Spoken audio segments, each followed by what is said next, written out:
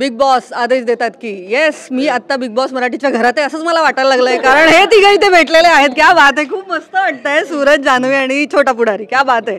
मग काय गाण्यालाच भेटलो आपण डायरेक्ट एकत्र, तुम्ही म्हणजे कसं झालंय हे सगळं? आधी ती हळदीचं गाणं आमचं मला माहित नव्हतं की हे येणार नाहीत, आणि फोन बी केला नाही यांनी, की मला सांगितलं नाही की गाण्यात आहे तुझ्या हळदीच्या त्या.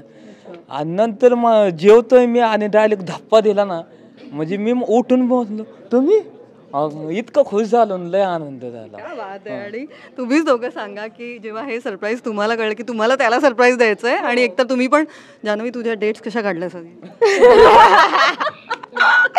नाही नाही, ॲक्च्युली महिनाभर आधी फोन आलेला, सो मी शूटिंग कॅन्सल केलेलं त्या दिवशीचं. माझे इव्हेंट्स होते, मी कॅन्सल म्हटलं नाही, हे महत्वाचं आहे. सगळ्यात जास्त पैसे काय आपण कमवू, शूटिंग काय होत राहील, पण हे जास्त महत्वाचं आहे की सूरजच्या फिल्मचा एक पार्ट होणं, केदार शिंदे सरांच्या फिल्मचं पार्ट होणं, हे खूप जास्त महत्त्वाचं होतं माझ्यासाठी त्यावेळी.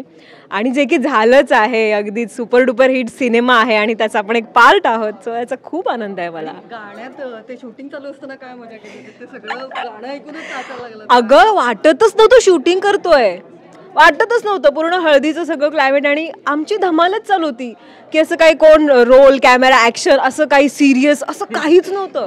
फालतूगिरी सुरू होते आणि फालतूगिरीवर आमचं ते शूटिंग झालं आणि ते नॅचरल सगळ्या गोष्टी मिळाल्यात.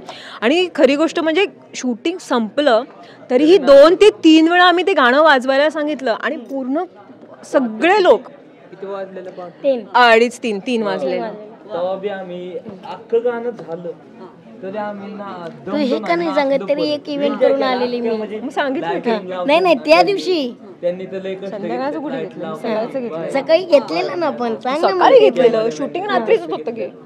आता आम्ही एकच संध्याकाळचं कुठे पैसा वाट बघतोय, माझी फॅन आले की त्यांनी फक्त पिक्चर बघावं. इथे काहीतरी बिग बॉस झालं तेवढं. नाही, ह्याच्याकडे नाही लक्ष द्यायचं आहे. तिच्याकडे मी काय सांगतो, तरी मी त्या दिवशी सूरज भाऊचं शूटिंग होतं ना, त्याच्यामुळे 1 तास आम्हाला लेट झालं सेटवर जायला. त्या दिवशी इव्हेंट करून आली हे सांगत नाही ते. 1 मिनिट हा अति बोलतोय, हा आती नाही खरं सांग. इव्हेंट सकाळचा होता, सकाळी 11 वाजता, आणि शूटिंग रात्री 10 वाजताच होतं. सेटवर किती वाजता आली विचार? मी सेटवर आल्यानंतर 2 तासांनी नंतर शूटिंग सुरू झालं. माझ्यासाठी काही शूटिंग थांबलं नव्हतं, जेवण राहिलं, काही संबंध नव्हता. जाऊ दे, हिच्याकडे लक्ष नका देऊ. मी सगळ्याला विनंती करतोय, सूरज भाईचा सिनेमा पहा, तुम्हाला सगळ्यांना नक्की आवडेल. आणि ड्रामा आहे, मसाला आहे, आणि एन्जॉय करा. तू काय खाली पडला होता? पण सांगून टाका.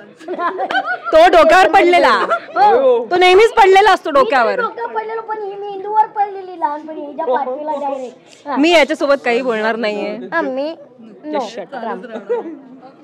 आणि सूरज किती ओर आणि बाकी सगळे पण एकत्र आले, त्यामुळे कुठेतरी एक रियुनियन झालं हे वाटलं. पण हळदीचं गाणं तुला गावात नक्कीच तू हळदीच्या गाण्यावर नाचला असेल तुझ्या. मला बी लागन कधीतरी आलं तेव्हा हेच गाणं वाजन, हेच गाणं वाजलं. हो, क्या बात आहे. नक्कीच. आणि या हळदीच्या गाण्यावर सगळेच नाचणार, त्यामुळे thank you so much, all the best. Thank you. लग्न चालू असन तेव्हा हेच गाणं वाजन खाऊन जोरात. आणि ते काय रश्मिका मंदानाचं काय रश्मिका आवडते ती मला. मग ती पण, तिला बोलवूया आपण प्रीमियरला. ते आले असते तर बरं झालं. चला, thank you so much, all the best. Thank you.